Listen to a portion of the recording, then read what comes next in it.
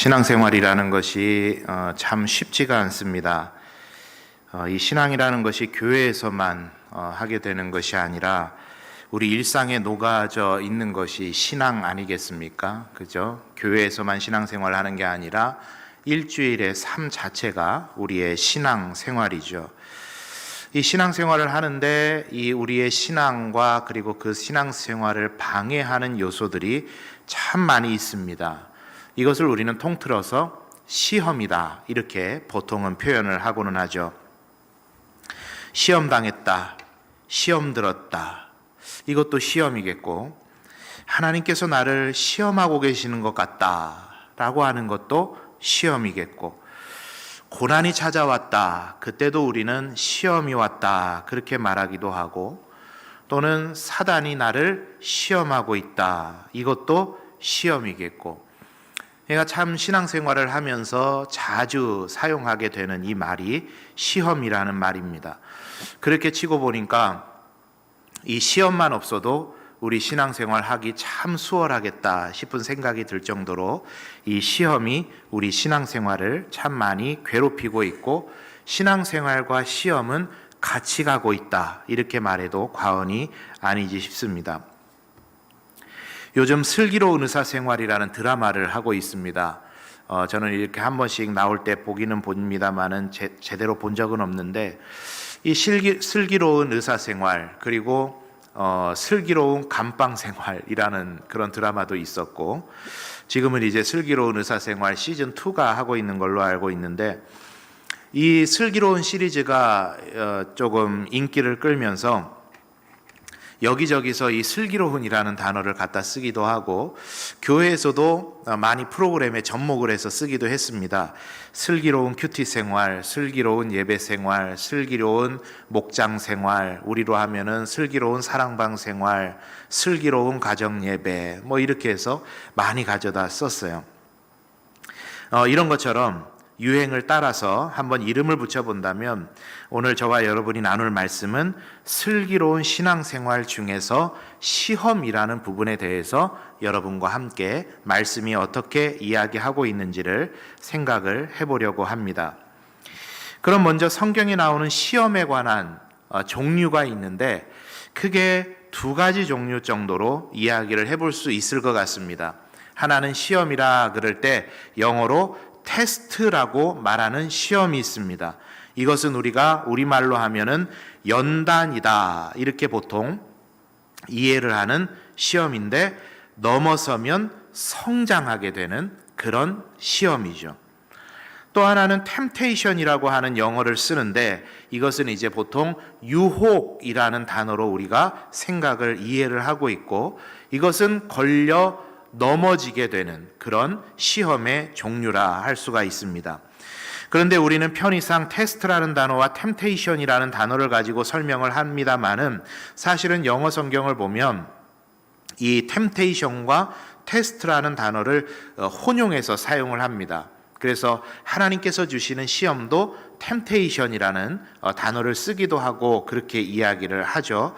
그래서 이 시험에 대해서 우리가 조금 더 선명하게 이해하려면 우리나라 말로 이해하는 편이 훨씬 더 낫습니다. 하나님이 주시는 연단이라는 시험과 악한 사단 마귀가 주는 유혹이라는 시험, 이 두 가지 시험에 대해서 오늘 우리가 슬기롭게 신앙생활을 어떻게 잘할 수 있을까를 살피면서 이 두 가지, 특별히 그 중에 한 가지를 살펴보려고 합니다. 이 두 가지 시험이 우리의 일상에 그리고 신앙생활 중에 맞닥뜨리게 되는 시험인데, 이 두 가지 시험의 공통점과 차이점이 있더라 그겁니다. 차이점은 뭐냐? 먼저 연단이라고 하는 시험은 누가 주신다? 하나님이 주신다. 반대로 유혹이라는 시험은 누가 줄까요? 대적 사단 마귀가 주는 것입니다. 연단을 주시는 목적도 차이가 있어요. 시험을 주는 목적에도 차이가 있는데, 연단을 주시는 목적은 뭘까요? 예? 업그레이드. 예. 수준 있으십니다. 업그레이드, 성장시키시기 위함이고, 반대로 유혹이 우리들에게 오는 목적은 뭐죠? 넘어뜨리고 실패하게 하기 위함입니다. 또 차이점이 있습니다. 재료가 차이가 나요. 연단의 재료는 여러분 무엇일까요? 보통은 우리가 싫어하는 것들이더라라는 겁니다. 연단이라는 것을 생각할 때 우리가 자주 이제 하게 되는 이야기가 있는데, 제가 어렸을 적에 저희 집 가까운 곳에 소규모로 하는 이 농기구를 만드는 대장간이라고 할까요? 아니면 재련소라고도 하나요? 그런 게 있었어요. 사장님이 망치질을 하면서 낫도 만들고 호미도 만들고 그런 장면을 제가 어렸을 때 그 앞에 쪼그리고 앉아서 보던 기억이 있습니다. 뭐가 그렇게 재밌었냐면, 빨갛게 달아오른 그 쇠덩어리를, 쇠붙이를 그 다음에 뭘 하죠? 물에, 망치질하고 물에 착 넣어요. 그럼 무슨 소리 나요? 너무 잘하세요. 칙 하는 소리가 나는데, 어릴 때 그게 되게 재미있었어요. 그래서 그 앞에 시간 가는 줄 모르고 쪼그리고 앉아가지고 담갔다 뺐다 담갔다 뺐다 망치질했다 하는 거를 그렇게 오랜 시간을 앉아서 봤던 기억이 있습니다. 모르는 사람이 보면 그럴 수도 있겠죠. 뭐를 저렇게 두드려 패고 물에 넣었다 불에 넣었다 그렇게 할까. 근데 우리가 다 대장간을 안 해봤어도 아는 게 있죠. 뭐죠? 넣었다 뺐다 두드렸다 가열했다 식혔다 하는 걸 통해서 그 도구가 단단해진다는 거죠. 그래서 어지간한 돌뿌리를 만나도, 어지간한 장애물을 만나도 그 이가 나가지 않는 튼튼한 것을 만들기 위해서는 그 수많은 시간에 단련하고 연단하는 시간이 필요하더라라는 겁니다. 여러분, 쇠붙이의 입장에서 생각해 보면 불에 넣었다, 물에 넣었다, 두드려 팼다 하는 게 뭐가 좋은 일이겠어요? 얼마나 불편한 일이겠습니까? 그런데 그것을 견디어내고 그 시간이 지나고 나니 아주 단단한 도구가 만들어지더라는 거예요. 연단이라는 것이 그렇더라는 겁니다. 하나님께서 아브라함에게 아들을 바쳐라, 그 연단의 시간을 허락해 주시는 게 아브라함에게 뭐가 좋은 일이었겠습니까? 얼마나 아프고 쓰디쓴 경험이었겠어요. 그런데 넘어서고 나니까 성장하더라. 욥이 기왓장으로 온몸을 긁어대야 됐던 그러한 육신의 연단이, 단련이 뭐가 기쁜 일이었겠습니까? 그런데 견뎌내니 성장하더라는 거예요. 연단이라는 것의 재료가 그렇더라는 겁니다. 우리에게 일반적으로 싫은 것들, 어려운 것들, 힘든 것들이 재료더라. 그러면 여러분, 유혹이라는 그 시험의 재료는 보통은 뭘까요? 좋은 것들이에요. 좋은 것들, 즐거운 거, 단 거, 오감을 만족시킬 만한 거, 이게 유혹의 재료입니다. 제가 교회 학교 시절에, 지금은 사모님이 되셨는데, 교회 그 집사님께서 저에게 하셨던 말씀 중에 참 기억에 남는 말이 있어요. 여러분도 아마 신앙생활하면서 교회 학교 때 선생님들이 해주셨던 말들 중에 기억에 남는 그런 말들이 있으실 것 같아요. 해주신 이야기가, 지원아, 몸에 좋은 약은 쓰지만 몸을 건강하게 한다. 그렇지만 사탕은 먹을 땐 달지만 몸에 해롭다. 이런 이야기를 해주셨어요. 참 간단한 원리지만 진리와 같은 이야기 아닙니까? 여러분, 악한 사단 마귀가 아담과 하와를 유혹할 때 했던 재료가 뭡니까? 좋은 거예요. 항상 생각했던 겁니다. 먹음직도 하고 보암직도 하고 지혜롭게 할 만큼 탐스럽기도 하다. 항상 궁금했어요. 저 먹음직스러운 거를 왜 못 먹게 하실까? 여러분, 예수님을 시험했던 것도 마찬가지죠. 사단이 40일 동안 광야에 시험 받으신 예수님 앞에 먹을 것을 가지고 나타나서 유혹합니다. 좋은 거예요. 오감을 만족시키는 거예요. 우리의 배를 불리는 거예요. 우리의 입에 달게 느껴지게 하는 것입니다. 그런데 아담과 하와와 예수님의 결과가 다릅니다. 넘어가니 망하더라는 거예요. 신앙이 도태되고 넘어지는 것입니다. 사단이 주는 것이 이러한 것이죠. 그래서 이렇게 하나님께서 주시는 연단과 사탄이 주는 유혹에는 이러한 차이들이 있습니다. 정리가 좀 되셨죠? 자, 그런데 공통점도 있어요. 공통점. 하나님께서 주시는 연단과 사단이 주는 유혹의 공통점이 있습니다. 그게 뭘까요, 여러분? 한번 같이 읽어볼까요? 시작. 넘어서면 신앙의 성장이 온다. 최종적으로 이것을 이겨내면, 견디어내면 어마어마한 신앙의 성장이 온다라는 거야. 신앙의 새로운 지평이 열려버립니다. 그러니까 여러분, 성경이 일관되게 우리들에게 해주는 이야기는 그 시험이 하나님께서 주시는 연단이건, 악한 사단 마귀가 우리를 넘어뜨리기 위해서 주는 유혹이건, 그러한 시험이건 상관없이 그 시험을 대하는 우리 그리스도인들의 자세가 어떠해야 된다는 이야기겠습니까? 시험의 일이 올 때 그 종류가 어떠한 것이건 상관없이 이것을 우리가 기억해야만 한다는 겁니다. 이것을 넘어서면 내가 하나님 앞에서 엄청난 신앙의 성장을 하겠구나. 내가 이것을 견디어내고 이겨내고 이것을 내가 넘어서게 되면 신앙의 새로운 지평이 열리겠구나. 시험이 올 때는 하나님께서 나를 성장시키시려고 하는가 보다. 이것을 알아야 된다는 것이죠. 이것이 영적으로 유익한 자세라는 겁니다. 우리 사랑하는 성도님들, 이렇든 저렇든 시험이 저와 여러분 앞에 찾아왔을 때 그 시험을 잘 이기시고 견디시고 넘기셔서 신앙의 성장을 아름답게 이루시는 여러분 되시기를 바랍니다. 예, 한번 따라하겠습니다. 시험을 넘어서면 성장한다. 예. 그래서 오늘은 그러한 관점을 가지고 오늘 이 두 가지 연단과 유혹이라는 시험의 종류 중에서 오늘은 악한 사단 마귀가 주는 유혹이라는 의미의 시험을 야고보서의 말씀을 근거로 해서 두 가지 통찰을 함께 살펴보려고 합니다. 첫 번째, 우리가 조심해야 될 시험은 우리로 하여금 하나님을 의심하게 하는 시험이 우리들에게 찾아온다라는 겁니다. 이것을 조심해야 되겠다. 자, 오늘 본문 13절의 말씀을 같이 보도록 하겠습니다. 13절 읽어봅니다. 시작. 하지 말지니 하나님은 악에게 시험을 받지도 아니하시고 친히 아무도 시험하지 아니하시느니라. 아멘. 이것을 메시지 성경을 통해 보면 조금 더 그 의미가 선명하게 우리에게 다가옵니다. 우리 한번 같이 천천히 읽어볼게요. 시작. 악에게 빠질 위험에 있는 사람을 보거든 하나님이 나를 넘어뜨리려 한다고 함부로 말하지 못하게 하십시오. 하나님께서는 악에게 영향을 받는 분도 아니시고 누군가의 앞길에 악을 들이미는 분도 아니십니다.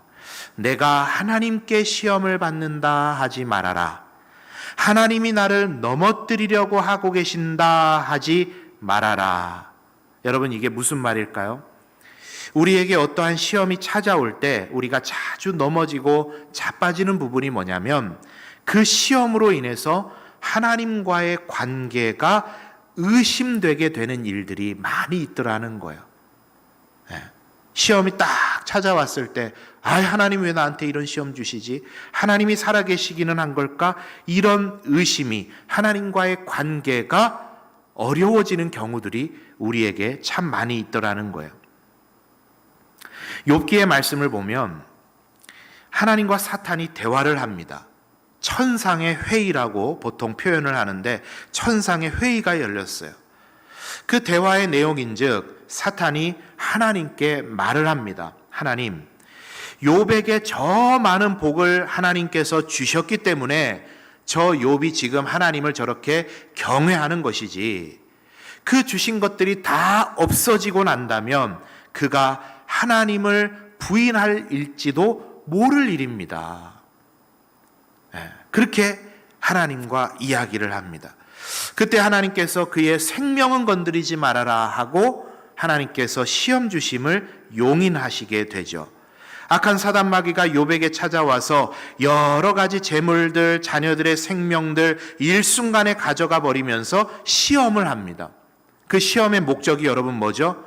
욥의 아내와 같이 하나님을 부인하도록, 하나님과의 관계가 단절되도록, 하나님께서 여전히 욥을 붙들고 계시고 여전히 우리들의 인생을 주관하고 계신다라는 그 하나님의 약속의 신실하심을 부정하도록 그렇게 하기 위해서 시험을 주었던 겁니다.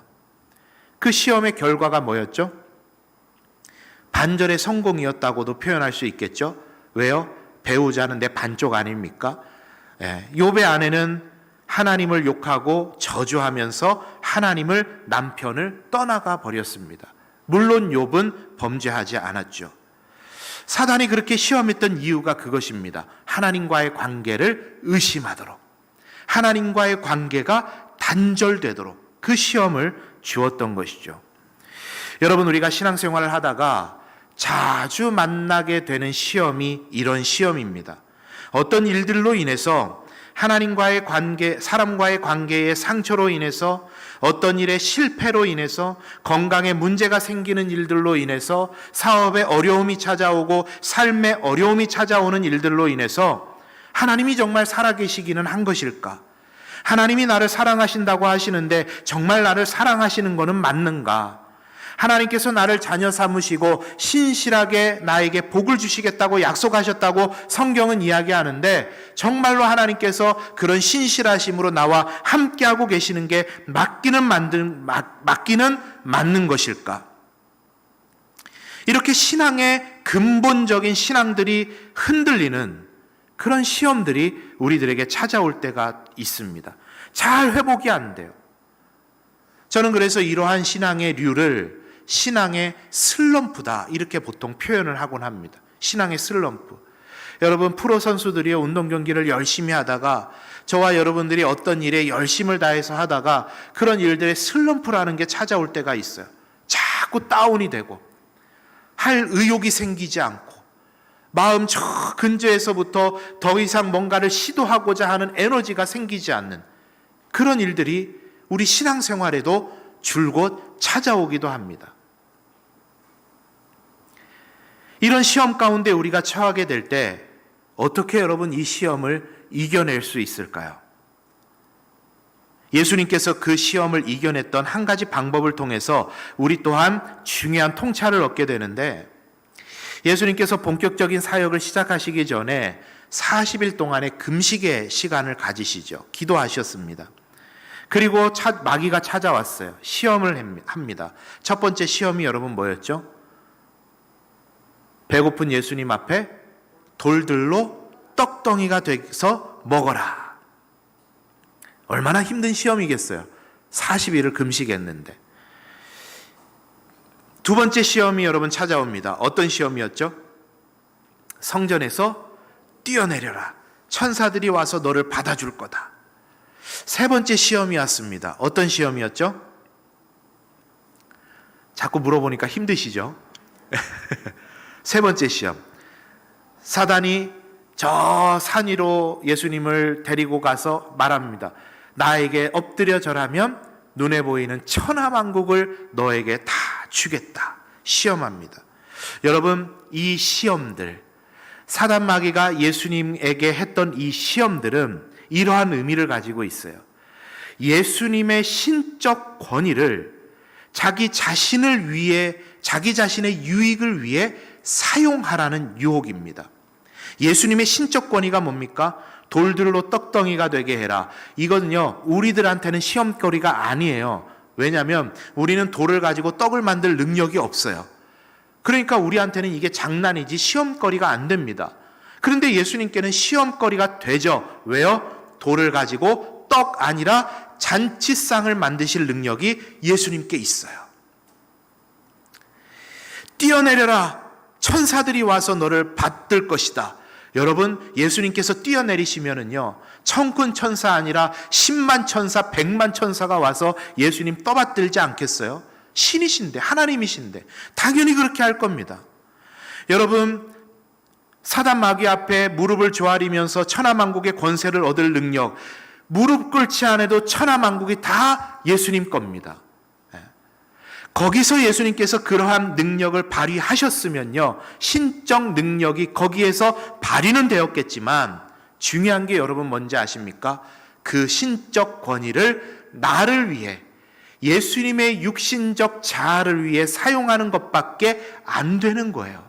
그래서 만약에 그때 예수님께서 그런 신적 권위를 사용하셨다면 이 예수님 안에 있는 하나님의 신적 권위는 떨어져 나가 버리고 사람들 앞에 예수님께서 공생의 사역을 시작하시면서 소개되는 모습은 뭐뿐이 안 남겠습니까?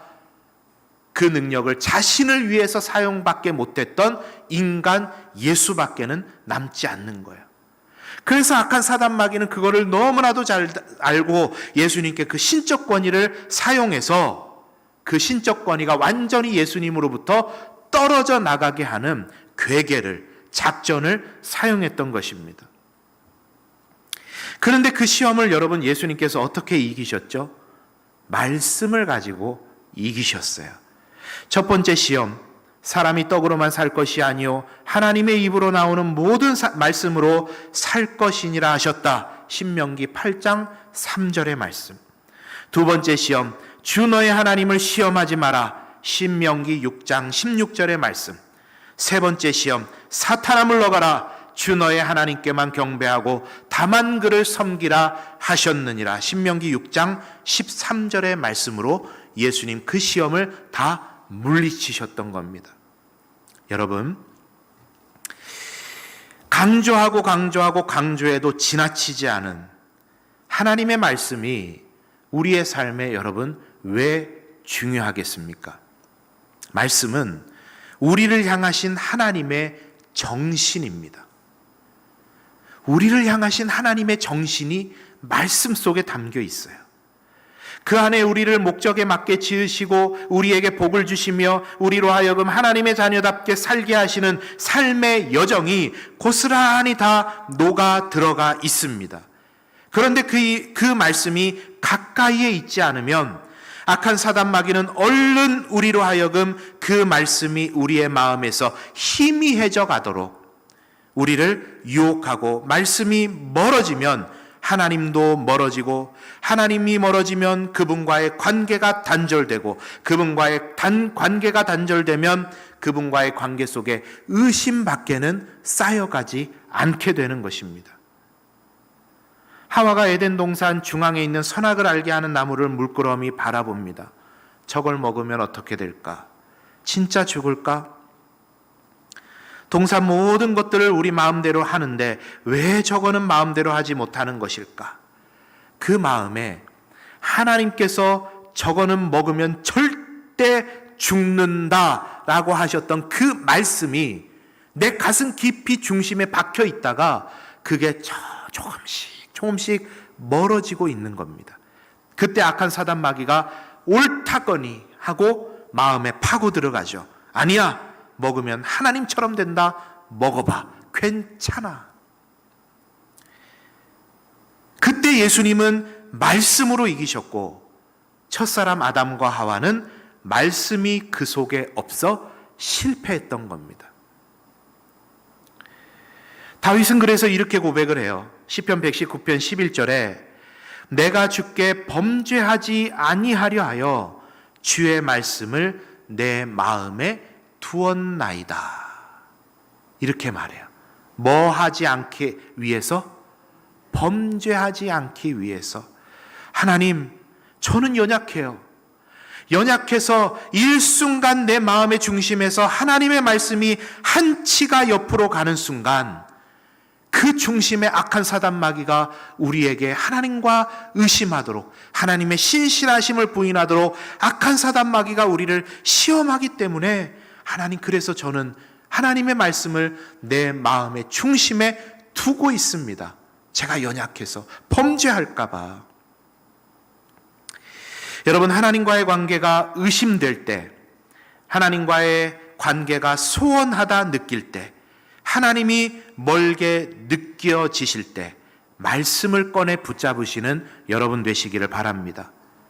반대로 말씀이 여러분의 삶에서 멀어질 때, 말씀 묵상이 귀찮게 느껴질 때 반드시 하나님과의 관계가 의심되고 하나님과의 관계가 소원해진다 느껴지게 되고 하나님이 멀게 느껴지게 됩니다.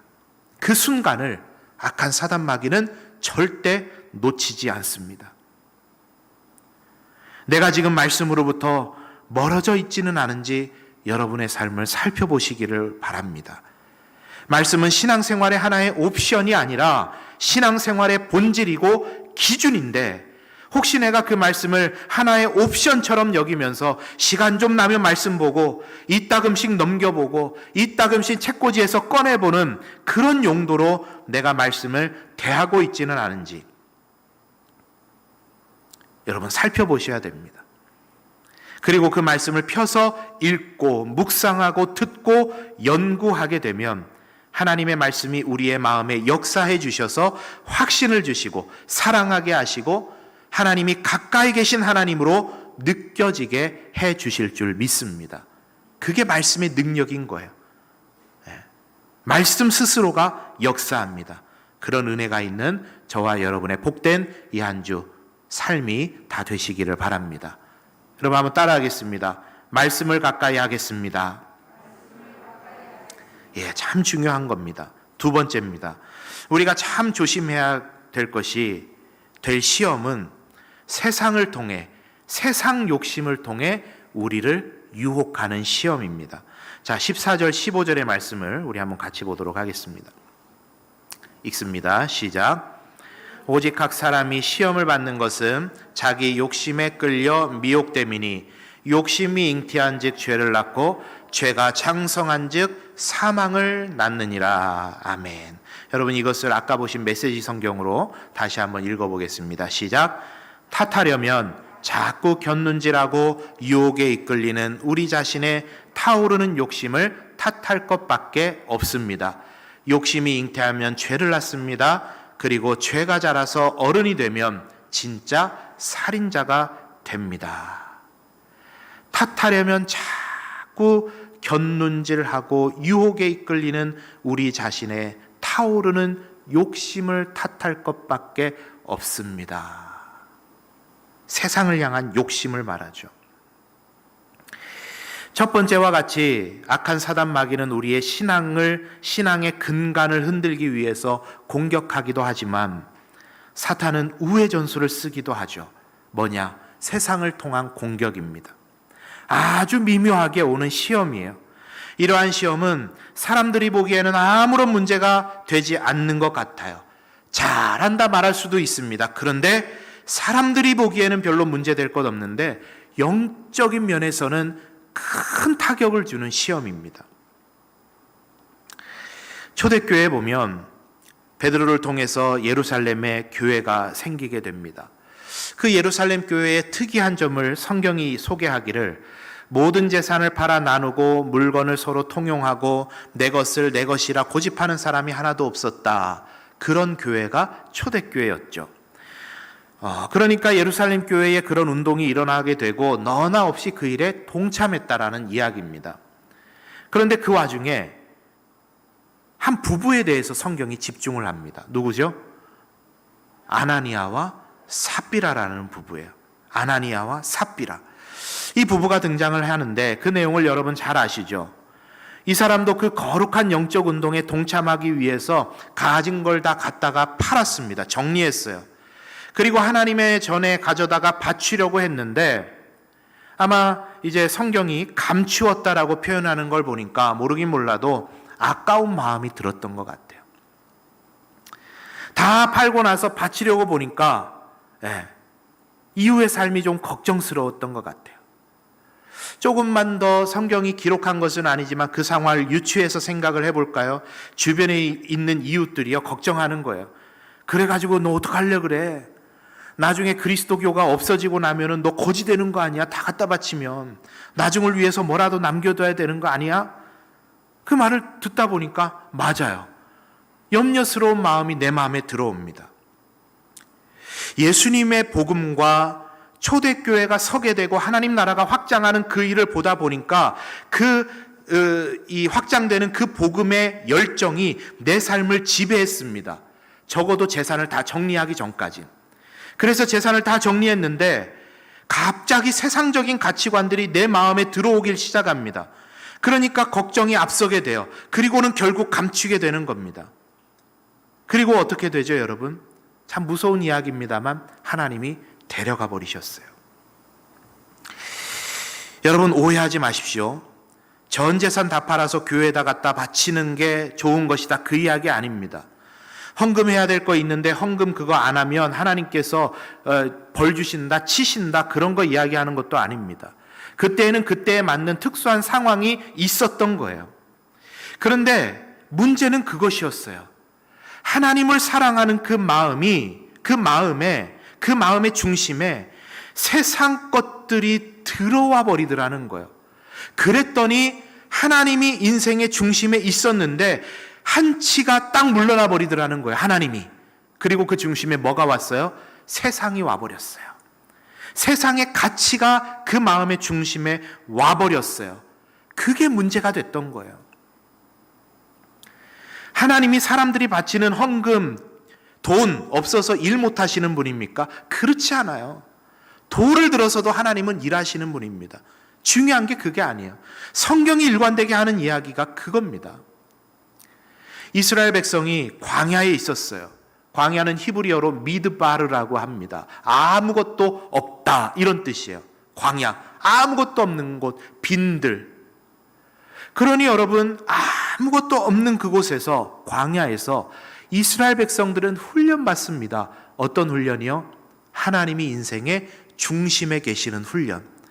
아무것도 없으니 바라볼 것이라고는 하나님밖에 없어요. 하나님만 바라보고 살아가는 거 훈련하는 겁니다. 그렇게 40년을 훈련받았습니다. 가나안 땅으로 들어가요. 하나님께 걱정이 하나가 있습니다. 그 걱정이 뭐죠? 광야는 아무것도 없어서 하나님을 바라봤는데 가나안은 뭐가 있어요? 온갖 좋은 게 넘쳐나는 곳이 가나안입니다. 가나안이에요. 그래서 하나님 걱정하셔서 주신 법칙이 뭐죠? 레위기의 말씀입니다. 정결법, 제사법. 왜 주십니까?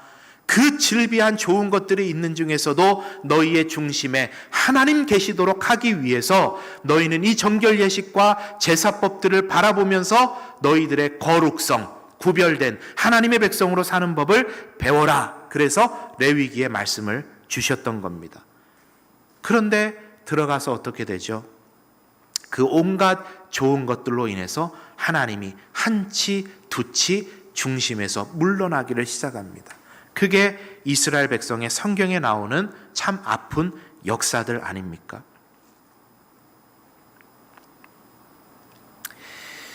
세상적으로 볼 때는 아무 문제가 안 되는 일이었어요.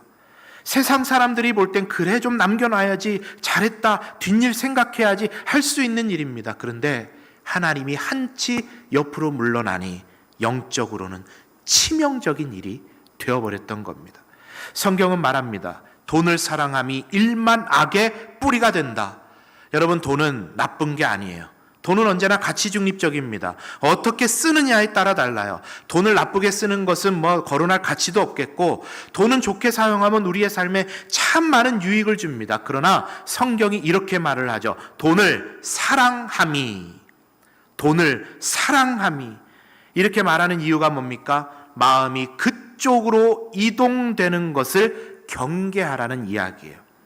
동서고금을 막론하고 성경의 창세 이후로 지금까지 돈은 사단이 즐겨 사용하는 시험의 도구입니다. 왜요? 그만큼 우리에게 중요한 것이기 때문에. 세상을 통한 시험이 이렇습니다. 세상을 사랑하면 아버지의 사랑이 너희 안에 있지 못한다. 사단은 우리 그리스도인들로 하여금 세상을 사랑하게 유혹합니다. 세상의 것들이 크게 보이게 만듭니다. 세상의 것들이 좋아 보이게 합니다. 그래서 마음이 그쪽으로 쏠려서 삶의 목적이 그곳에 있게 합니다. 그렇게 되면 반대로 하나님을 보는 눈이 나빠지게 되고, 하나님의 생각을 읽을 수도 없게 되고, 하나님의 마음도 느낄 수 없게 되는, 하나님의 뜻이 우리의 삶에서 희미해져 가는 그러한 상황이 될 수밖에 없다라는 거죠. 이러한 시험이 올 때 여러분, 어떻게 이 시험들을 이겨낼까요? 우리가 어떻게 대비할 수 있겠습니까? 이것은 경건 생활의 점검에 키가 있습니다. 뭐에 있다고요? 경건 생활의 점검. 경건 생활이라는 것은 여러분 뭐죠? 예배 생활은 물론이고 내 스스로 하나님과 교제하는 경건의 시간들, 일명 큐티라고 하는 시간들, 스스로 말씀을 묵상하는 시간들, 스스로 골방을 찾아가 그곳에서 무릎 꿇고 엎드려 하나님 앞에 간구하는 시간들, 이러한 것들이 경건 생활 아닙니까? 이러한 경건 생활이 소홀해지게 되면은요, 반드시 세상을 통한 시험이 우리들에게 찾아옵니다. 내 삶의 세상과 세상의 것들이 지금 너무 크게 보인다. 너무 즐길 것들이 많이 보이고 너무 오감을 만족시키는 것들이, 세상을 따라갈 만한 것들이 내 마음에 너무 크게 보이고 있다. 여러분, 점검할 거는 딱 한 가지입니다. 내 삶의 경건 생활이 지금 어떠한가 살펴보면 거기에 답이 나옵니다. 겟세마네 동산에서 예수님 하신 말씀이 그거죠. 시험에 들지 않게 깨어 기도해라. 마음은 원이로되 육신이 약하도다. 기도해라. 기도의 경건 생활을 체크해라. 왜? 곧 시험이 들이닥칠 텐데 기도하지 않고 있으면 그 시험을 이기질 못한다. 예수님 그렇게까지 말씀하셨는데 제자들 못했어요. 그래서 당장에 오는 시험에 다 넘어지고 자빠져 버렸습니다. 경건 생활이라는 게 뭡니까? 여기저기 세상을 향해 있는 우리의 마음을 하나님께로 돌리는 작업입니다. 여기 있는 마음, 저기 있는 마음, 저거 사랑하는 마음, 저거 사랑하는 마음 다 끌어당겨서 딱 뭉쳐서 하나님을 바라보게 하는 것, 그게 우리의 경건 생활입니다. 메시지 성경에서 우리가 본 것처럼 곁눈질로 자꾸 사단의 유혹에 넘어가는 우리의 눈을 하나님께로 끄집어 당기는 것, 그게 경건 생활이죠. 이 한 주간 여러분의 개인의 경건 생활을 잘 점검하시고 하나님을 더욱 바라볼 수 있도록, 그래서 세상을 통한 시험에 넘어가지 않도록 경건 생활에 더욱더 힘쓰시는 저와 여러분의 복된 신앙생활 다 되시기를 바랍니다. 따라하겠습니다. 경건 생활에 힘쓰겠습니다. 예, 말씀을 정리합니다. 여러분, 우리 신앙생활에 악한 사단 마귀의 유혹이 끊임없이 있습니다. 끊임없이 와요. 한 기자가 럭비팀의 감독에게 물었다 그럽니다. 감독님은 상대방이 태클을 걸었을 때 넘어졌다가 재빠르게 일어나는 순발력 있는 선수를 원하십니까? 아니면 넘어졌다 그래도 일어나고, 넘어졌다 그래도 일어나고, 넘어졌다 일어나는 끈질긴 지구력 있는 선수를 원하십니까? 그랬더니 감독이 그랬다 그래요. 저는 넘어뜨리는 선수를 원합니다. 넘어뜨리는 선수를 원합니다. 여러분, 최고의 방어는 공격이라 말하죠. 사단이 우리를 시험합니다. 매번 당하면서 넘어지고 자빠져서 하나님 저 이렇게 연약합니다, 이렇게 세워주세요만 할 게 아니라 평소에 말씀으로 경건 생활로 이기기 위해서 우리의 영적인 수준을 끌어올리는 것이 중요하겠고, 그것이 하나님의 전신갑주다, 이렇게 성경은 말을 하는 것입니다. 우리 사랑하는 성도님들, 이 한 주간 살아가실 때도 시험을 넉넉히 이기시는 여러분 되시기를 바랍니다. 그 시험 넉넉히 이기시기 위해서 말씀을 가까이 하시고 경건 생활에 더욱더 힘쓰심을 통해서 우리에게 오는 시험들 가운데 승리하시면서 새로운 신앙의 지평이 열리는 그런 영적인 경험들을 해나가시는 우리 성도님들 다 되시기를 바랍니다. 우리 함께